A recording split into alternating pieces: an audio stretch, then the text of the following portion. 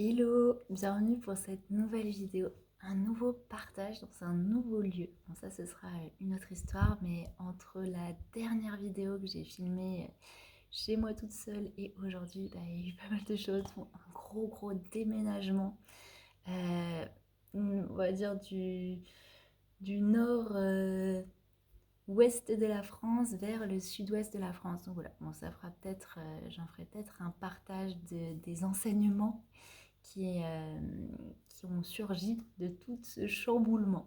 Mais voilà, c'est un nouveau décor, beaucoup plus dans la nature, même si ça se voit pas tout de suite. Mais peut-être les prochaines vidéos, ce sera dans la nature. Et pour ce partage, j'avais envie de parler de la souffrance. Parce que la souffrance, en fait, ça fait partie de l'expérience humaine. Si bien que la souffrance est un vecteur de révélation dans cette grande expérience humaine. Donc, en fait, peu importe notre chemin de vie, d'où l'on vient, qui l'on est, à un moment de notre vie, on va tous être confrontés à un moment ou à un autre à un état de souffrance, que ce soit une souffrance physique, émotionnelle, psychique, parce qu'il peut y avoir voilà, un large panel dans la façon de ressentir la souffrance. Et en fait, je pense que devant la souffrance, j'allais dire, on n'est pas tous égaux parce qu'on ne la ressent pas pareil, mais par contre, sur notre chemin de vie, on sera tous amenés à vivre une expérience en lien avec la souffrance. Et justement, qu'est-ce qu'elle a comme message d'amour à nous transmettre, cette souffrance? Parce que Dieu, la grande intelligence divine, ne punit jamais, mais offre toujours l'occasion, le mouvement de révéler en soi cette présence. Et parfois, ça passe et ça doit passer par un état de souffrance, comme j'ai dit, que ce soit physique, psychique, émotionnel. euh, et, et en fait, c'est naturel. Alors, il peut y avoir cette image très judéo-chrétienne que la vie est une souffrance et que finalement, on est là pour réparer la faute, la grande faute du péché originel, et que pour ça, on doit payer, endurer cette souffrance sur terre pour mériter après un paradis, mais qui serait dans un ailleurs céleste au-delà. Ça, c'est un peu une caricature, bien sûr, parce que dans le fond, oui, la vie présente des situations souffrantes, mais c'est toujours un cadeau, un message d'amour qui est difficile à intégrer, à dévoiler au premier abord, et ça c'est normal. Tout ça, cette révélation en fait du cadeau caché se fait avec le temps et la patience. Et c'est pas quelque chose, c'est pas une baguette magique. On n'est pas là pour passer de l'état souffrant à tout de suite un état de révélation. Ça, c'est la vie qui œuvre à travers nous et finalement qui nous offre cette voie-là par les circonstances. C'est pas, on accueille, on s'ouvre à ça, on s'ouvre à cette acceptation quelque part qu'il y a un message d'amour derrière cette souffrance, mais c'est pas vraiment nous qui choisissons depuis notre volonté personnelle de quand est-ce que ça va se dévoiler. Ça se fait naturellement avec finalement cette reliance à cette volonté supérieure, et c'est ça notamment qu'on apprend dans cette grande initiatrice qui est la souffrance, c'est de s'en remettre à une volonté supérieure et de se détacher et de s'abandonner dans cette grande volonté supérieure et se détacher de cette volonté très personnelle. Et c'est pour ça qu'un des grands cadeaux de l'expérience de la souffrance est la dépersonnalisation. C'est-à-dire qu'on va vivre une expérience qui va tellement venir nous faire souffrir, que ce soit d'un point de vue émotionnel, physique, euh, psychique, mental, que la souffrance, la douleur va être tellement grande qu'on ne va plus pouvoir la porter seule. Et c'est ça le grand mouvement qui est initié par cette expérience, c'est que l'on s'en remette enfin à une volonté supérieure, plus grande, plus vaste, pour ne plus porter ce poids-là depuis notre volonté personnelle, mais qu'on accepte de s'ouvrir à quelque chose de plus grand. Donc plus la souffrance va être grande, plus l'appel à se déposer dans les mains de Dieu, de cette grande intelligence divine, va se faire entendre et va être finalement devenir une obligation. C'est soit tu continues ton chemin avec ce poids qui t'écrase, que tu subis, soit la vie te dit mais tu ne peux pas, ce n'est pas humain de faire ça, ce n'est pas humain de devoir porter toute cette douleur, toute cette souffrance. C'est normal de ne pas pouvoir et c'est normal de te sentir accablé parce que tout ce que tu as à faire, c'est remettre tout ça à cette grande volonté supérieure que l'on peut appeler Dieu, la source. Ça, c'est vraiment dans son intimité ce à quoi on est vraiment familier, ce qui nous fait du bien. On peut donner, voilà, il y a un grand panel de mots qui peut nous aider à nous connecter à cette volonté supérieure. Mais c'est vraiment ça le grand cadeau qui se dessine pour nous. Et aussi dans cette dépersonnalisation, parce que c'est quand on est en contact avec un état souffrant, il y a quelque chose qui meurt à l'intérieur, que ce soit quelque chose de physique, quelque chose de concret, quelque chose de l'ordre de la croyance, mais il y a quelque chose qu'on est obligé de laisser mourir, de laisser partir, de remettre à plus grand encore une fois. Et c'est là où l'initiation a lieu, c'est accepter de laisser mourir ce qui doit être, parce que c'est le fait de s'attacher à cela qui nourrit et prolonge l'état de souffrance. Donc encore une fois, c'est accepter de mourir de quelque chose, d'une attache, d'une illusion, d'une croyance, d'une relation, d'une perception de soi, pour encore une fois s'ouvrir à une compréhension beaucoup plus grande, beaucoup plus vaste de ce qui est. On va prendre l'exemple par exemple d'un deuil, le fait de perdre quelqu'un dans la matière, cette personne à laquelle on était attaché sur le plan matériel, bon, émotionnel, le lien du cœur, ça c'est ok, mais c'est tout ce qui est invisible. Il va y avoir cet état souffrant de ne plus être en relation directe, dans un contact qui peut passer par le charnel avec cette personne. Et en fait, un des messages d'amour, notamment des personnes qui s'en vont avant nous, c'est de nous conduire vers un amour plus grand, plus vaste, un amour qui ne dépend pas de ce qui est visible, de ce qui est en lien avec les 5 sens, mais c'est pour nous ouvrir à l'essence. Donc c'est pour nous conduire vers un amour qui va au-delà de la matière et sentir que cet amour qui avait cette réciprocité dans l'horizontalité, d'un coup, se retrouve à s'ouvrir à un plan beaucoup plus vaste, beaucoup plus vertical. Et ces personnes-là qui partent avant nous, c'est des dons de Dieu. Elles sont quelque part, c'est comme si elles se donnaient à Dieu et elles font ce don aussi envers nous, puisqu'elles nous offrent ce cadeau pour se relier à elles, on est obligé de lever les yeux vers les cieux, vers cette présence divine, et elles deviennent des vecteurs pour nous conduire vers cette présence divine qui est dans tout ce qui nous entoure, mais au-dedans de nous. C'est-à-dire que quand on va se relier à ces personnes, ce n'est plus vers une relation extérieure, mais vers cette grande révélation de l'intériorité. Et donc là, le cadeau d'amour, il va se dévoiler au fur et à mesure. Sur un premier temps, c'est pas ce qui est demandé, je vous rassure tout de suite. Mais avec le temps, il va y avoir ce dévoilement du message d'amour que la grande intelligence divine est en train de nous offrir à travers cette expérience, de toujours s'ouvrir à quelque chose de plus grand. Tout ce qui nous est offert par une expérience souffrante, c'est devenir, j'ai vraiment cette image de l'œuf, vous voyez un œuf qu'on va casser. Donc l'œuf, la coquille de l'œuf, c'est ce qui va se briser, ce qui va se fissurer. Et donc l'état souffrant, c'est parce que je me suis identifiée à cette enveloppe, à la surface, et bien là, c'est en train de se briser, émotionnellement, psychiquement, physiquement. Il y a quelque chose qui est en train de se briser, se fissurer, quelque chose qui est en train de mourir. Si je m'accroche à cette surface de ce qui se passe, je souffre, bien sûr, puisque je m'identifie à cette coquille qui est en train de se craqueler, de se fissurer, de partir, en fait. Et là, le grand cadeau, le grand mouvement qu'offre la souffrance, c'est d'aller vraiment vers cette profondeur de l'être, de ne plus s'identifier à la coquille qui est en train de disparaître, mais d'aller au cœur, dans ce jaune d'œuf qui est la promesse du renouveau, du soleil éternel. Et donc il y a vraiment ce mouvement de retournement intérieur. La souffrance, tous les états souffrants, que ce soit physique, psychologique, émotionnel, sont en lien avec l'extérieur. Même si ça peut paraître comme ça un peu...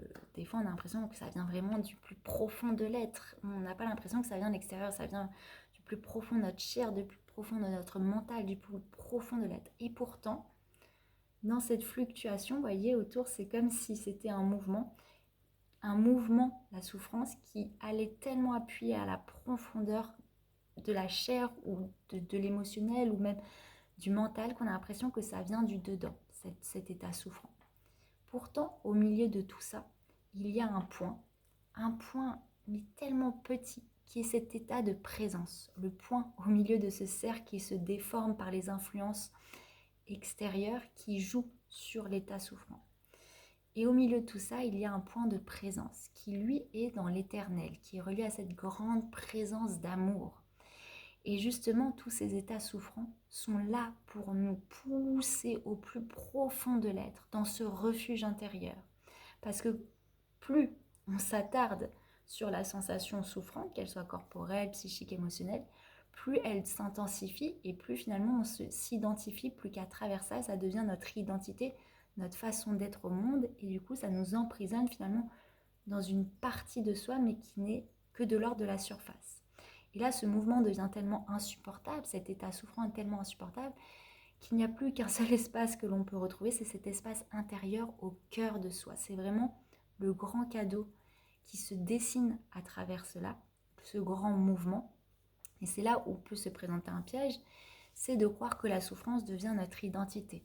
Aujourd'hui, beaucoup de personnes qui sont en souffrance, on voit notamment, c'est ce que crée finalement aussi tout ce qui est en lien avec les réseaux sociaux, avec tout ce qui est en lien avec le moi-je, cette façon d'exister à travers le personnage que l'on construit, que l'on présente à travers les réseaux sociaux, c'est que la souffrance devient une identité à travers laquelle on se présente et qui devient notre raison de vivre et qui devient notre personnalité. Alors qu'au contraire, la souffrance, depuis le début, était là pour qu'on se dépersonnalise, pour qu'on aille au-delà, pour qu'on existe à travers, pour que notre présence s'installe à travers cet état-là. Et justement, c'est le piège dans lequel qui est tentant aujourd'hui, d'aller s'identifier dans cette souffrance pour en faire notre personnage et finalement exister, se valoriser à travers, parce que ça raconte une très belle histoire personnelle, alors que tout le mouvement inverse, eh bien, est en lien avec cette désidentification. D'ailleurs, dans le bouddhisme, on parle beaucoup de l'état de souffrance qui est finalement, là encore, un état de l'ordre de l'initiation pour installer une détente en dedans à travers et laisser finalement rayonner ce point très silencieux au départ, mais dans lequel on va installer toute notre, j'allais dire concentration, mais c'est pas concentration dans la compréhension mentale, c'est dans le mouvement que présente la concentration au milieu, vers le centre, comme on va revenir, eh bien, il n'y a plus que cet espace de refuge en soi qui est possible, mais vraiment au cœur de soi. Et souvent, ça passe par un état de respiration. La respiration, c'est le fait d'inspirer et expirer. Et entre les deux, il y a ce petit point de présence.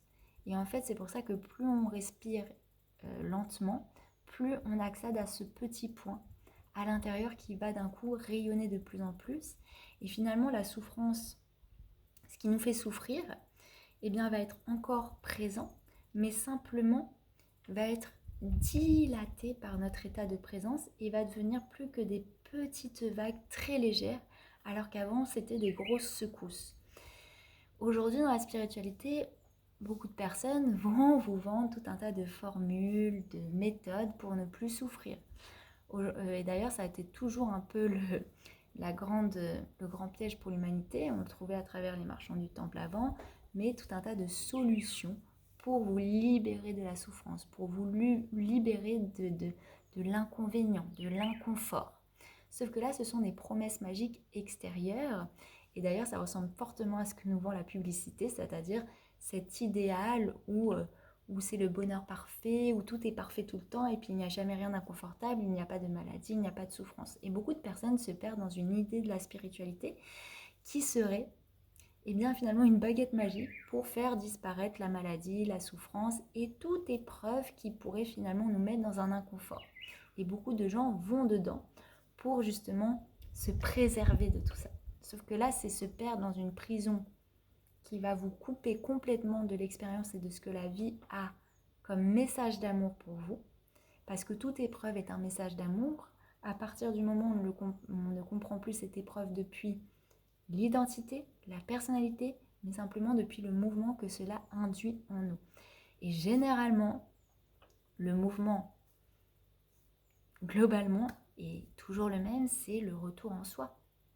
C'est des épreuves qui sont là pour nous inviter à toujours revenir au centre, pour comprendre et intégrer que dans ce centre, il y a cette présence et que cet état de présence, c'est ce que nous sommes réellement et que nous sommes invités à devenir finalement l'expression du divin en expirant cette présence dans ce corps, dans les événements, dans tout ce qui nous entoure.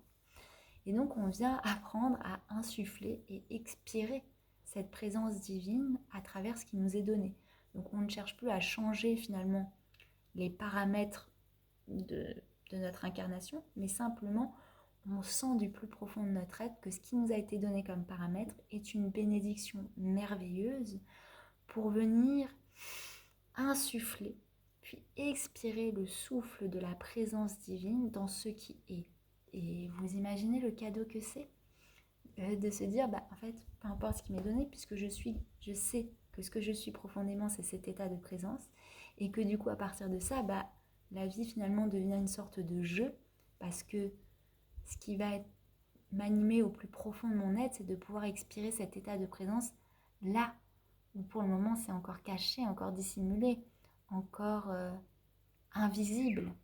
Et finalement, par cette reconnaissance de l'essence qui m'habite, qui est finalement l'amour avec un grand A, tout ce qui va m'animer du plus profond de mon être, c'est de venir expirer ce souffle-là, là où c'est encore, j'allais dire inexistant, mais plutôt encore voilé, de venir dévoiler cela. Et c'est pour ça qu'on se retrouve dans des chemins spirituels avec beaucoup d'épreuves, mais au fur et à mesure, on ne voit plus ces épreuves de souffrance comme « oh là là, regardez comme je souffre, regardez tout ce que j'ai dû endurer ». Non, on les voit comme des bénédictions, parce qu'on se dit « waouh, si j'ai ça comme paramètre, ça veut dire que la ressource qui m'est donnée au plus profond de mon être est une ressource mais incroyable, magnifique, et tout ce que j'ai à faire, c'est m'abandonner à cette volonté supérieure en disant moi seule, je ne peux pas régler ces paramètres.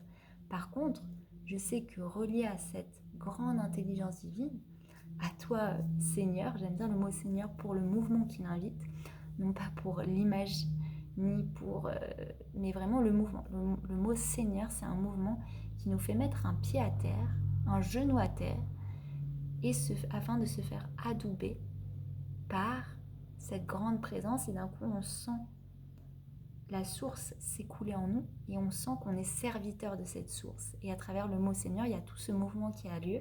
Donc là, on est dans le mouvement du mot et pas dans ce que le mot vient définir dans le mental. Ce mot Seigneur devient une clé pour faire l'œuvre de Dieu à travers une situation. Et donc, on s'en remet à cette grande volonté supérieure. Et d'ailleurs, il y a une image très belle, c'est dans la série The Chosen, on a Jacques le mineur qui a une maladie, alors là de tête je sais plus, mais en tout cas il a un problème pour marcher, il boite, il se déplace avec un bâton, on sent qu'il a une malformation corporelle qui le gêne, qui le fait souffrir. Et donc Jacques le mineur, il voit Jésus faire tous ces miracles, guérir redonner la vue aux aveugles, enfin guérir tout un tas de gens, et c'est pour tous les gens, c'est waouh, le miracle de la guérison. Et donc il va voir Jésus et dit comment ça se fait que tu guéris tout le monde, mais moi je suis là pour te servir et pourtant tu ne me proposes pas de me guérir. Et là Jésus dit mais le plus grand des miracles, c'est pas forcément les gens que je guéris et qui du jour au lendemain n'ont plus de maladie. Le plus grand des miracles, c'est aussi ce dont tu témoignes, c'est-à-dire à travers cet état souffrant, déjà l'accueillir, sentir que ça peut être une bénédiction divine pour révéler finalement la source en moi et me rendre compte que ce que je suis, ce n'est pas le paramètre d'un Jacques mineur boiteux, mais ce que je suis, c'est cette présence christique qui peut éclairer ces paramètres, les mettre en lumière et les remplir d'amour. Ce qui fait que en tant que Jack le mineur, je ne subis plus la situation. La situation est une occasion, un vecteur pour faire fleurir cette lumière et témoigner que ce qui compte finalement, c'est l'espace intérieur qui vient se déployer à travers tous les paramètres de l'existence et que finalement, les paramètres de l'existence sont des bénédictions pour révéler nos ressources.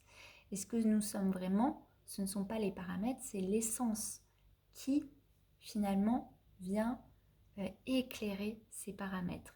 Et en fait, Jésus il dit, en fait, c'est le vrai miracle, c'est toi qui le portes et qui en témoigne. Donc c'est magnifique. Et ce qui est très beau aussi, c'est que dans la scène, on voit qu'il tient un bâton, donc on comprend qu'il a un bâton pour marcher.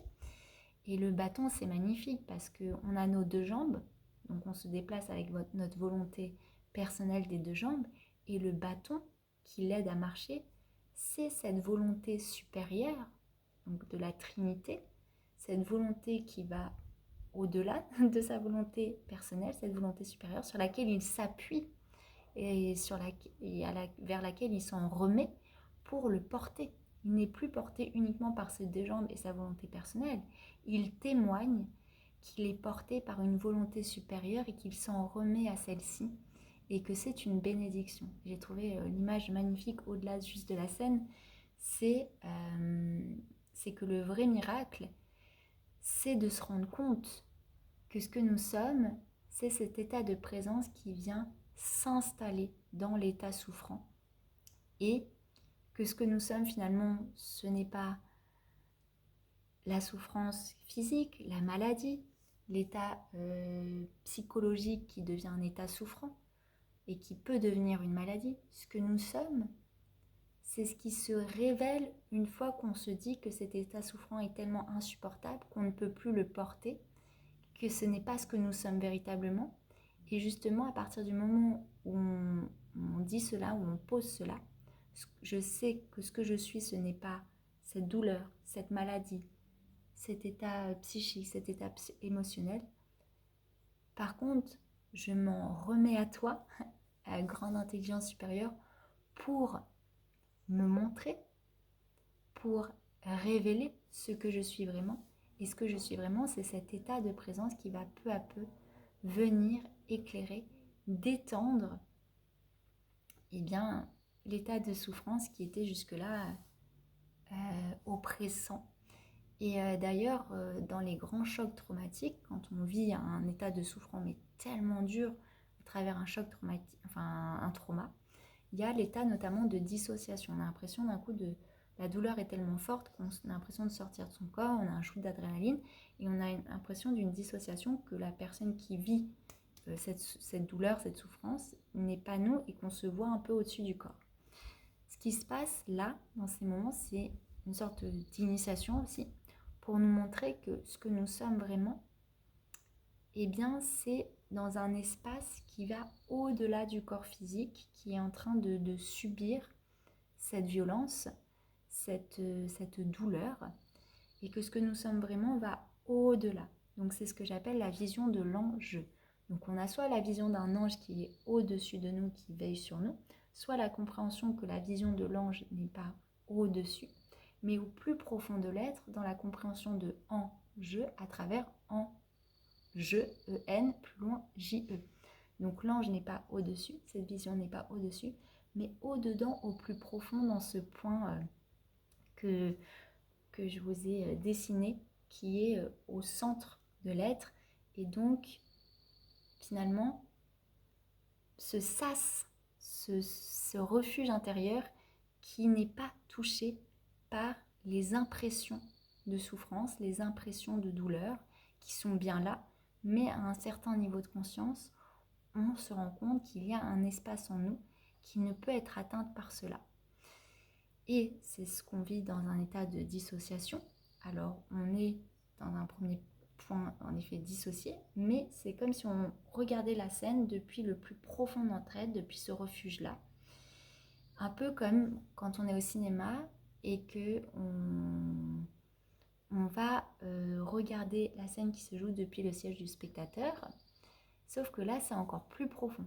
c'est pas depuis le spectateur qui regarde et qui vit les émotions, c'est depuis le rétroprojecteur qui est au fond, qui est de la lumière et qui n'est pas attaché et qui ne s'identifie pas à ce qui se passe, mais qui le met en lumière. Donc voilà ce qui est en train de se passer dans cet état de dissociation, c'est qu'on n'est même pas le spectateur qui regarde, on est le projecteur qui met en lumière la situation, qui nous permet de voir ce qui se passe sans être atteint émotionnellement, physiquement. Donc c'est aussi un moment de sûreté pour rester en vie, parce qu'en fait si le choc est trop grand, c'est là où on meurt, parce qu'en fait le corps ne peut pas supporter le choc et c'est là où on passe de l'autre côté complètement. Là, on va dans ce point lumineux qui n'est pas du coup associé, identifié à ce qui se passe, mais qui voit et qui met en lumière. Et peu à peu après, on va être invité donc à venir faire descendre ou venir faire remplir, voilà, ça dépend depuis quel prisme on le voit, mais à venir remplir l'expérience qui a été vécue par le corps physique, mental aussi, de cet état de présence qui est là depuis la profondeur de l'être. Donc c'est pour ça que peu à peu les souvenirs vont revenir après au fil du temps et pas tout de suite. C'est parce que le corps doit assimiler l'état de présence qu'on vit par l'état de dissociation, donc cet état de présence dans lequel on a été propulsé d'un coup par cet événement tellement choquant, douloureux. Et peu à peu, donc c'est comme si on revenait dans ce point central et qu'on voyait la scène qui est un cercle se passer. Et peu à peu, on va devoir venir remplir le cercle de cet état de présence, l'événement de cet état de présence, pour peu à peu assimiler, intégrer l'événement traumatique et le transcender quelque part. Et ne pas rester identifié à ce qui s'est passé. Donc c'est ce que nous offre l'état de dissociation, qui peut paraître très étrange, mais ce qui nous est transmis à travers cet état-là, c'est vraiment de venir apporter cet état de présence qui va au-delà de l'identification pour simplement apporter cet état de présence à la situation qui s'est jouée et qui est venue nous créer un choc traumatique, créer une douleur physique, psychique, émotionnelle. Et donc, on doit peu à peu ramener sur le plan concret de la matière cet état de retour au plus profond de soi et venir finalement peu à peu le rayonner de façon de plus en plus grande au point finalement de réharmoniser tous ces corps et de plus être identifié au choc traumatique. Donc c'est un peu un mouvement de conscience qui a lieu. Et c'est pour ça que je dis que la souffrance est une grande initiatrice pour se dépersonnaliser et que c'est vraiment le cadeau qui vient se révéler peu à peu. Et que, au contraire, le piège, ce serait de s'identifier absolument à notre souffrance et d'en faire notre identité, notre cheval de bataille, parce que peu à peu, ça va devenir une prison. Et que, au contraire, le cadeau qui nous est donné, c'est de vivre des états tellement souffrants que tout ce que l'on peut faire, c'est accepter de mourir de ce à quoi on s'identifie, de l'identité, parce que c'est ce prisme-là qui retient et qui maintient et qui nourrit la souffrance. Et d'ailleurs, c'est intéressant parce que en alchimie, vous voyez, on est un peu comme dans un grand laboratoire alchimique. On est plus une sorte de substance, de principe qui va être peu à peu mis dans tout un tas d'expériences, qui va être un peu comme différents plans dans le laboratoire. Donc à un moment, on va être mis dans l'eau en ébullition pour apprendre à faire évaporer toutes nos pensées, toutes nos émotions pour plus les nourrir à l'intérieur. Puis ensuite, on va être mis dans le frigo du laboratoire pour venir figer toutes les informations, pour venir les cristalliser en nous afin de nous imprégner de celles-ci. Ensuite, on va être sorti du frigo pour faire fondre cette glace pour que la mémoire s'écoule. Vous voyez, on est comme dans un grand laboratoire et on n'est pas... Vous voyez, c'est comme si dans le laboratoire d'alchimie, on commence par le plomb et on se disait « Ah je suis ce plomb. Je suis ce plomb. » Et du coup, dès que ce plomb va être transmuter en autre chose, eh bien on allait souffrir de cette transmutation. Alors oui, ça va apporter des sensations de douleur, le fait de transmuter ce plomb, parce qu'il y aura du feu, enfin voilà, on va utiliser des éléments vraiment abrasifs notamment. Mais si je m'identifie au plomb, ben, je vais encore plus souffrir de me voir passer du plomb à un autre état. Parce que comme je m'étais identifiée au plomb, et ben, si le plomb d'un coup change d'état et que je reste identifiée à ce plomb, ben, je vais encore, la souffrance va être encore plus décuplée. Alors que si j'accepte de faire mourir l'identification au plomb pour accepter d'être transmutée en autre chose, alors je m'ouvre, j'accueille les sensations qu'oblige eh bien, le laboratoire pour vivre cette transmutation, qui passe notamment, je ne sais pas, par une forte chaleur, donc des fortes douleurs de feu, mais je vais les accueillir à un autre niveau et les accueillir en comprenant que ça fait partie d'un processus qui est à l'œuvre, qui me dépasse pour eh bien, aller être de plus en plus épuré et pour aller vers ce cristal, vers cet or, la révélation de cet or que je porte en moi. Donc on est vraiment comme dans un grand laboratoire et c'est pour ça que la souffrance fait partie de l'expérience humaine, non pas comme une punition, mais comme une initiation. Et que tout ce que l'on peut faire face à cette souffrance, c'est venir eh bien, déjà l'accueillir en se disant elle a un message pour nous et c'est un message d'amour. C'est un message d'amour qui vient créer un mouvement et d'être observateur du mouvement qui est à l'œuvre à ce moment-là. En alchimie notamment aussi, le mot souffrance m'a fait penser à l'élément du soufre qui est relié au principe solaire, à tout le principe actif masculin au feu. Donc c'est vraiment un feu qui vient brûler, qui vient embraser, qui est un feu qui est relié à l'extérieur, à la dimension extérieure, et c'est pour ça que la souffrance se joue sur le plan extérieur, mais qu'au plus profond de l'être, il y a un espace qui est un refuge, le refuge de la présence, qui, dans cet espace-là, l'état de souffrance n'existe pas. Rien ne peut être atteint. Et justement, le grand mouvement de toutes ces expériences, c'est d'aller vers cet espace-là, et c'est parce qu'on a ces expériences qu'on peut aller vers cet espace, sinon on serait toujours tourné vers l'extérieur, cet espace resterait inconnu pour nous. Et donc cet élément du soufre qui est relié au soleil, qui vient travailler sur cette surface dans l'action, eh bien, si on observe, on est dans une période, donc certains appellent ça notamment le réchauffement climatique, où le soleil est de plus en plus intense. L'action du soleil est de plus en plus intense, on a les éruptions solaires, on a une augmentation des températures, mais en fait c'est comme si dans le laboratoire d'alchimie on avait augmenté la température, augmenté l'action de l'élément feu pour venir comment dire, pour venir être activer le soufre et venir le transmuter. Donc, on a cette action solaire qui vient jouer sur le soufre.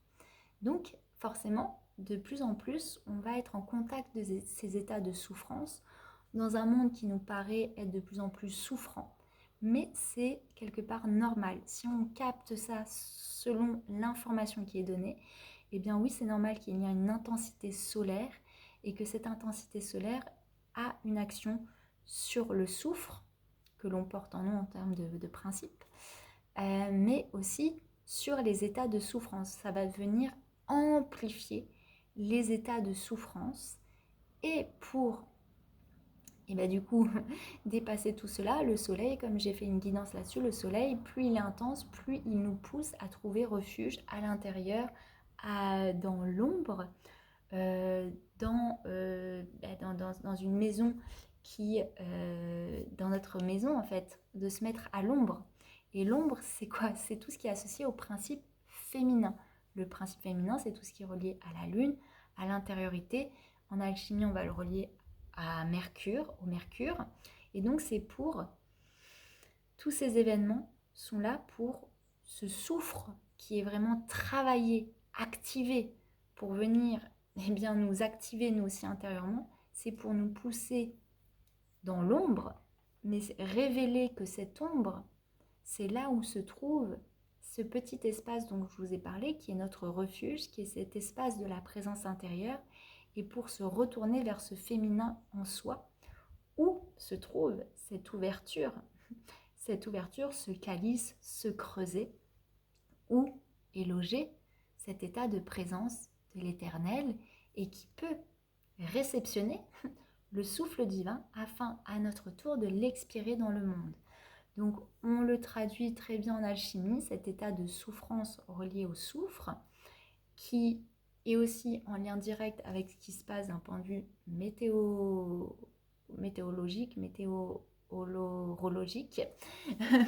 Désolée, là j'ai pas eu le mot, mais en lien avec la météo, avec ce soleil de plus en plus intense et chaleur de plus en plus intense, mais c'est encore une fois un cadeau divin pour nous conduire à l'intérieur dans cet espace du féminin où se trouve cet état de présence qui peut transmuter, qui peut éclairer, qui peut inviter, déployer la présence qui, elle, va finalement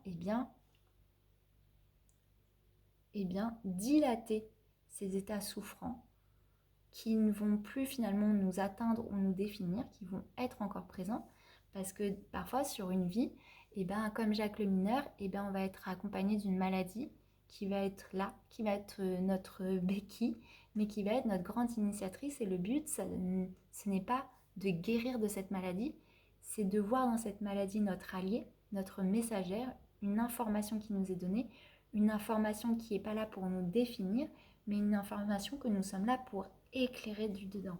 Vous voyez, la souffrance, c'est une information. Soit c'est une information qui va venir nous définir, donc que l'on va subir, soit c'est une information qu'on décide de voir à travers les yeux de l'amour et que notre nous profond, notre moi profond, va venir éclairer.